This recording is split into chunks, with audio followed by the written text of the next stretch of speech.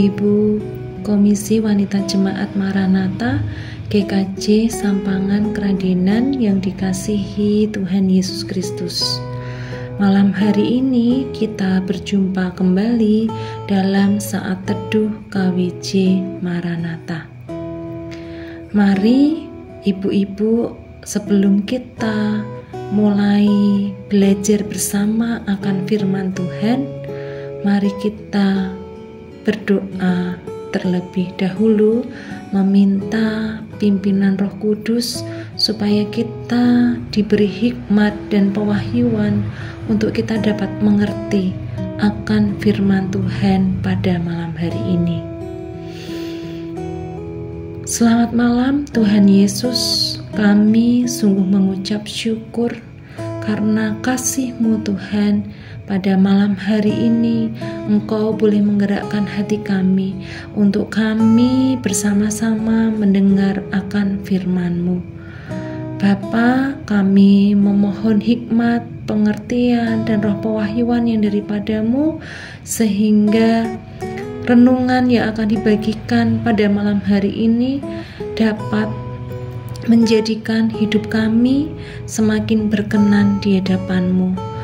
Dan Tuhan, Engkau senantiasa menyertai kami, membimbing kami dalam kami menjalani kehidupan kami masing-masing.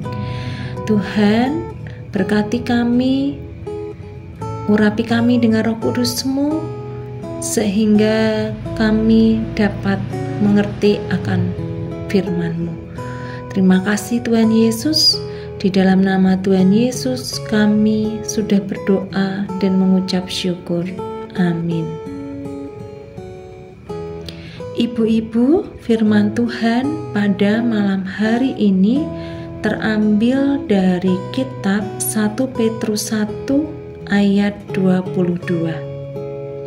1 Petrus 1 ayat 22. Karena kamu telah menyucikan dirimu oleh ketaatan kepada kebenaran, sehingga kamu dapat mengamalkan kasih persaudaraan yang tulus ikhlas. Hendaklah kamu bersungguh-sungguh saling mengasihi dengan segenap hatimu. Demikianlah firman Tuhan. Ibu-ibu, seperti kita tahu bahwa ayat firman Tuhan tadi itu merupakan tema Natal yang disampaikan oleh Persekutuan Gereja Indonesia di tahun ini.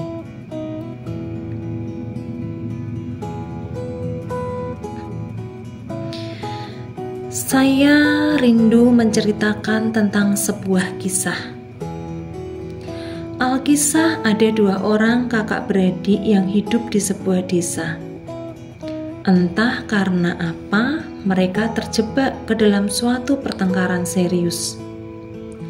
Dan ini adalah kali pertama mereka bertengkar demikian hebatnya. Padahal selama 40 tahun mereka hidup rukun berdampingan, saling meminjamkan peralatan pertanian dan bahu-membahu dalam usaha perdagangan tanpa mengalami hambatan. Namun kerjasama yang akrab itu kini retak.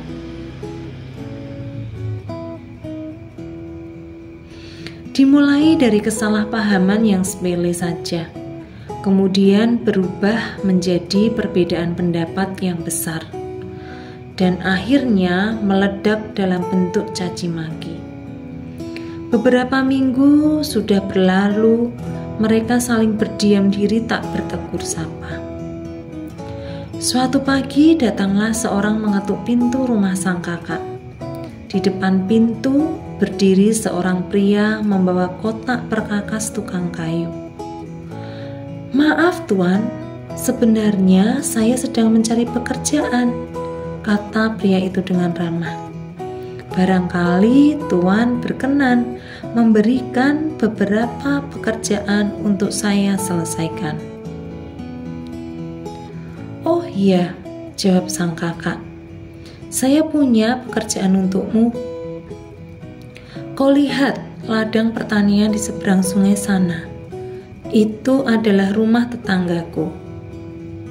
Ah, sebetulnya ia adalah adikku. Minggu lalu ia mengeruk bendungan dengan buldoser, lalu mengalirkan airnya ke tengah padang rumput itu, sehingga menjadi sungai yang memisahkan tanah kami. Barangkali ia melakukan itu untuk mengejekku, tapi aku akan membalasnya lebih setimpal. Di situ ada gundukan kayu. Aku ingin kau membuat pagar setinggi 10 meter untukku, sehingga aku tidak perlu lagi melihat rumahnya. Pokoknya aku ingin melupakannya, kata tukang kayu. Saya mengerti. Belikan saya paku dan peralatan. Akan saya kerjakan sesuatu yang bisa membuat Tuan merasa senang. Kemudian sang kakak pergi ke kota untuk berbelanja berbagai kebutuhan dan menyiapkannya untuk si tukang kayu. Setelah itu, ia meninggalkan tukang kayu bekerja sendirian. Sepanjang hari, tukang kayu bekerja keras, mengukur, menggergaji, dan memaku.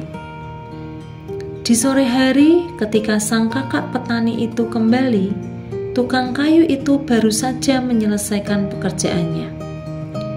Betapa terbelalaknya ia begitu melihat hasil pekerjaan tukang kayu itu. Sama sekali tidak ada pagar kayu sebagaimana yang dimintanya. Namun yang ada adalah jembatan melintasi sungai yang menghubungkan ladang pertaniannya dengan ladang pertanian adiknya. Jembatan itu begitu indah dengan unda-undaan yang tertata rapi. Dari seberang sana terlihat sang adik bergegas berjalan menaiki jembatan itu dengan kedua tangannya terbuka lebar. Kakakku, kau sungguh baik hati mau membuatkan jembatan ini, padahal sikap dan ucapanku telah menyakiti hatimu. Maafkan aku, kata sang adik kepada kakaknya. Dua bersaudara itu pun bertemu di tengah-tengah jembatan, saling berjabat tangan dan berpelukan. Melihat itu, tukang kayu pun membenahi perkakasnya dan bersiap-siap untuk pergi. Hai, jangan pergi dulu. Tinggallah beberapa hari lagi. Kami mempunyai banyak pekerjaan untukmu, pinta sang kakak. Sesungguhnya, saya ingin sekali tinggal di sini, kata tukang kayu. Tapi masih banyak jembatan lain yang harus saya selesaikan. Nah, ibu-ibu yang dikasihi oleh Tuhan Yesus Kristus, dari kisah ini kita belajar bahwa Tuhan selalu menginginkan kita bersama untuk hidup dalam damai sejahtera. Tuhan selalu ingin mempersatukan hati kita, dan Tuhan selalu ingin kita mengasihi sesama kita atau saudara kita dengan tulus ikhlas. Marilah ibu-ibu yang dikasihi Tuhan, kita memelihara kasih persaudaraan yang dari Allah, baik dalam keluarga kita, baik dengan masyarakat di sekitar kita, baik dengan rekan-rekan kerja kita. Dimanapun kita berada, mari kita bersama-sama memelihara kasih persaudaraan yang dari Allah. Amin. Mari ibu-ibu, kita tutup renungan saat teduh malam hari ini dengan berdoa. Bapa di surga, kami sungguh mengucap syukur untuk firman yang telah kami dengar malam hari ini. Tuhan, jadikan kami ini bukan hanya menjadi pendengar saja, tetapi jadikan kami pelaku-pelaku firman. Kami tahu Tuhan bahwa kami adalah manusia yang terbatas dan Engkau Allah yang tidak terbatas. Karena Engkau Allah yang terlebih dahulu mengasihi kami Bapa, mampukan kami untuk meresponi Tuhan akan kasih-Mu Tuhan, untuk kami boleh membagikan kasih-Mu yang sudah Engkau berikan kepada kami, kepada orang-orang di sekitar kami, baik keluarga kami, baik tetangga-tetangga kami, baik rekan kerja kami, baik pelayanan kami yang ada di gereja. Tuhan, kami memohon Engkau terus memampukan kami untuk kami dapat mengamalkan kasih persaudaraan dengan tulus dan ikhlas kepada sesama kami. Tuhan, malam hari ini kami juga berdoa Tuhan untuk ibu-ibu yang ada di rumah yang mendengarkan saat teduh malam hari ini. Kiranya kasih sukacita, damai sejahtera Tuhan, kebahagiaan senantiasa melingkupi kami semua. Kami juga berdoa Tuhan untuk ibu-ibu yang sedang mengalami kelemahan fisik. Tuhan sendiri yang jamah dengan tangan kuasa darah-Mu. Tuhan sembuhkan seperti sedia kala. Engkau juga mau berkati Tuhan ibu-ibu yang sedang dalam pergumulan, sedang mengalami permasalahan hidup. Kami percaya bahwa tangan kasih Tuhan tidak pernah meninggalkan ibu-ibu ini. Tuhan yang senantiasa mengerti dan mendengar akan setiap seruan doa permohonan kami.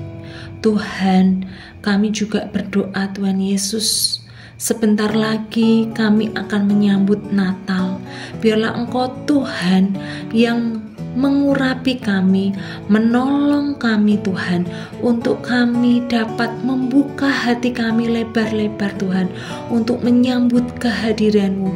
Hidup kami diperbaharui Tuhan, sehingga di tahun yang akan datang hidup kami semakin diperbaharui, hidup kami semakin menjadi pribadi yang lebih baik, menjadi pribadi yang berkenan di hadapan-Mu. Terima kasih Tuhan Yesus, ampuni akan segala dosa dan kesalahan kami dalam kami mengikuti saat teduh pada malam hari ini. Terima kasih Tuhan Yesus, karena Engkau sudah mengajarkan kepada kami doa Bapa kami. Bapa kami yang ada di surga, dikuduskanlah nama-Mu, datanglah kerajaan-Mu, jadilah kehendak-Mu di bumi seperti di surga. Berikanlah kami pada hari ini makanan kami yang secukupnya, dan ampunilah kami akan kesalahan kami, seperti kami juga mengampuni orang yang bersalah kepada kami. Dan janganlah membawa kami ke dalam pencobaan, tetapi lepaskanlah kami daripada yang jahat. Karena Engkaulah yang mempunyai kerajaan dan kuasa dan kemuliaan sampai selama-lamanya. Amin. Demikian ibu-ibu Komisi Wanita Jemaat yang dikasihi Tuhan Yesus Kristus, kiranya saat teduh pada malam hari ini menjadikan hidup kita lebih berkenan di hadapan Tuhan. Amin.